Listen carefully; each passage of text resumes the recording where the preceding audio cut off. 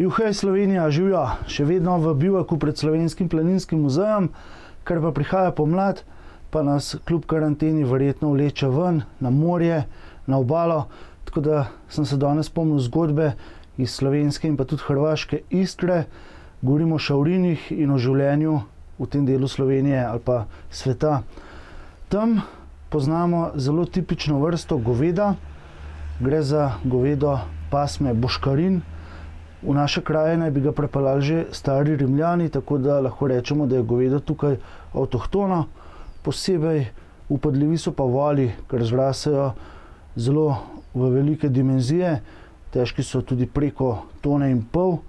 Najbolj pa so fascinantni njihovi rogovi, kajti razpon med rogovi je lahko kar 1,5 metra, tako da gre za res strašno žival. Čeprav je boškarin načeloma pohlevna žival in ni napadalen, pa vseeno svojim videzom, svojo močjo predstavlja enega od simbolov Istre, ne samo slovenske, pač pa celotne Istre. Boškarine so ljudje uporabljali predvsem za vprežno živino, za oranje na polju, da so si s tem pomagali olajšati življenje. Žal so pri nas skoraj izumrli in tako so v letu 2012 morali na pot in si pomagati sosedi.